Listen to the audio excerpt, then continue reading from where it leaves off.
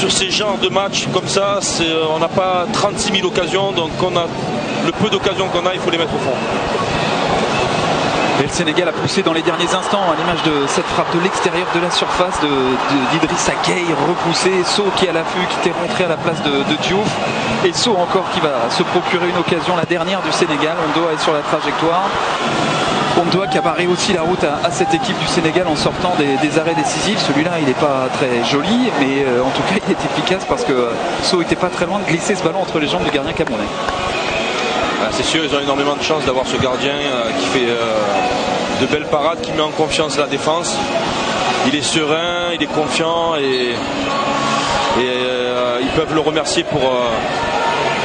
Jusqu'à maintenant, ils peuvent le remercier pour ce match. Et regardez ces images d'Aliou Cissé autour de ses joueurs comme un entraîneur de basket pour les rameuter, pour les encourager. Le Sénégal a clairement dominé ce match, n'a vraiment jamais réussi à concrétiser ses occasions. Et puis le Cameroun est remonté petit à petit dans ce match en encaissant quand même un gros coup de pression d'entrée dans le premier quart d'heure. Et à la place d'Aliou Cissé, c'est Benjamin Moukandjo qui donne de la voix, le capitaine du Cameroun. Regardez ces images. Moukandjo, c'est un leader. C'est un leader naturel et on l'a vu même dans ses appels de balles. Il a vraiment envie d'amener l'équipe à gagner ce match. 7 buts en 15 matchs de Ligue 1 avec Lorient, une équipe de Lorient qui a bien besoin de Benjamin Moukandjo pour essayer d'arracher son maintien. Et Moukandjo, il est avec le Cameroun, il a marqué une fois sur un coup franc, il a délivré une passe décisive aussi dans cette CAN. Nouveau toss pour choisir le côté du terrain entre Kouyaté et Moukandjo, et celui qui va donner le coup d'envoi de cette prolongation. Alors comment ça se passe dans les têtes rapidement, Daniel, quand on a un côté sénégalais largement dominé ce match et que finalement on se retrouve aux prolongations, est-ce qu'on n'est pas en train de piocher non plus mentalement? Le danger, c'est ça, hein. C'est clair que dans les prolongations, c'est le mental qui va parler, et surtout quand on loupe beaucoup d'occasions, on cogite un peu, on rentre un peu légèrement dans le doute, mais il faut s'accrocher, on sait très bien que sur la fatigue à la fin du match, c'est le mental qui fera la différence. Le coup d'envoi de cette première mi-temps de prolongation donné dans quelques instants par M. Zikadoué. Encore 2 changements à faire côté camerounais, plus qu'un côté sénégalais. Ça aussi c'est important pour la suite de cette prolongation. Il y a le poteau qui ramène le ballon dans le but. Il ne manquait pas beaucoup. Kara qui porte le score à 2-1, et comme en 2002, eh bien le Sénégal raté. Oyongo pour tenter d'égaliser.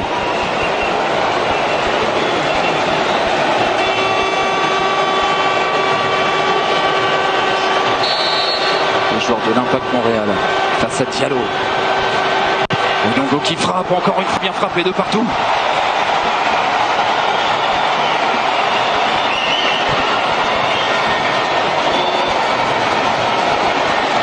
On revoit très belle frappe de Oyongo dans le petit filet.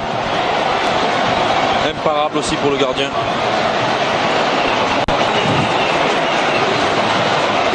Le latéral sénégalais, Henri Saivet, qui fait une prière. Pourquoi? Évidemment ça ne rentrerait pas avec ce ballon qui rentre, très bien frappé par Teike. C'est admirable. 3 partout. Au-delà des 5, vous le savez, une autre liste doit être désignée. Et au premier qui ratera, ou au premier qui réussira, si l'un rate, ce sera le succès absolu. Mais on n'en est pas là. C'est Henri Saivet qui va se présenter maintenant. Tireur de coup franc l'autre jour somptueux. Henri Saivet, un but sur coup franc contre le Zimbabwe. Henri Saivet qui va s'élancer face à Ondoa. Henri Saivet, la frappe de Saivet s'est touchée aussi, mais ça rentre. Belle frappe d'Henri Saivet.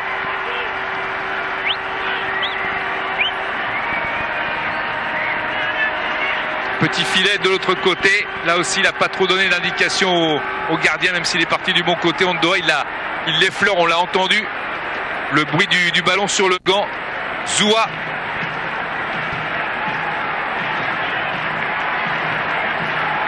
pour le Cameroun. Prend beaucoup d'élan, Zoua. L'arbitre qui fait remettre le ballon à sa place. 4-4.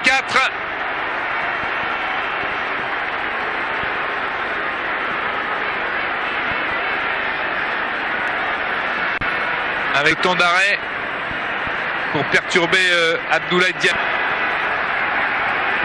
Abdoulaye Diallo qui conteste un petit peu le fait que son tireur se soit arrêté.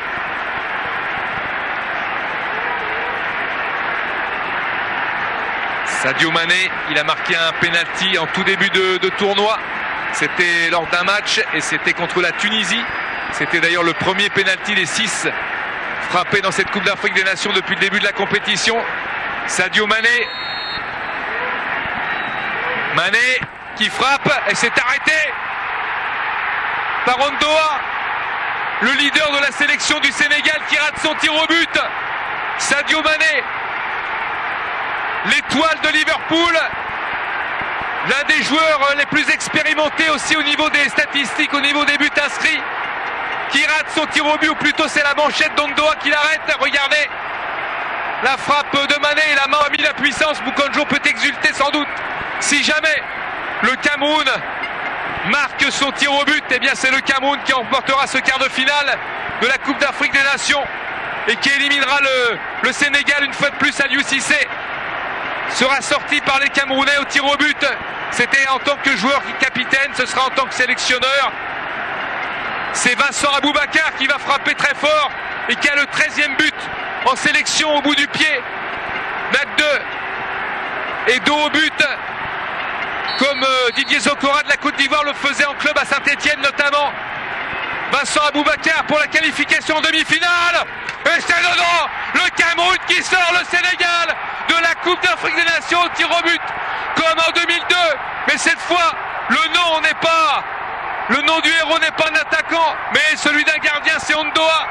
Fabrice Ondoa, le gardien camerounais, qui a sauvé son équipe pire lors du tournoi et dans ce match, et qui va montrer son maillot aux supporters avec cette main opposée sur la barre de Liverpool. Sadio Mané, qui avait fait pourtant un tir au but, un penalty, et les joueurs du Cameroun qui faisaient partie des favoris après la phase de groupe. On l'a dit, on l'a répété, dans le match ils ont livré une bonne prestation, mais ils n'ont jamais réussi à battre cette équipe du Cameroun qui s'offre une place en demi-finale en début de la compétition. Oui, c'est clair, le Sénégal a beaucoup pêché offensivement, qui a raté beaucoup d'occasions, mais c'est la réalité du foot, c'est comme ça. Et le Cameroun s'invite donc en demi-finale. Regardez Clinton Boubacar, celui qu'on n'attendait plus et celui qui est au rendez-vous au moment où il faut. Le Cameroun jouera donc les demi-finales face au vainqueur du match entre la RDC et le Ghana. Ça sera jeudi à Franceville à 20h. Daniel Cousin, merci beaucoup d'avoir été avec nous. Merci à vous aussi. Vous avez joué prolongation et tir au but. Voilà, c'était un très beau match et le suspense était jusqu'au bout. Et ce soir, on va retenir que le Cameroun est qualifié pour les demi-finales et on leur souhaite une bonne continuation pour la suite. Dans quelques instants, le Club Cannes avec Ismaël Bouabdella. Il y aura forcément des déçus, il y aura aussi certains heureux et puis toutes les réactions avec Baptiste Vendroux à l'issue de ce match. Belle soirée à vous.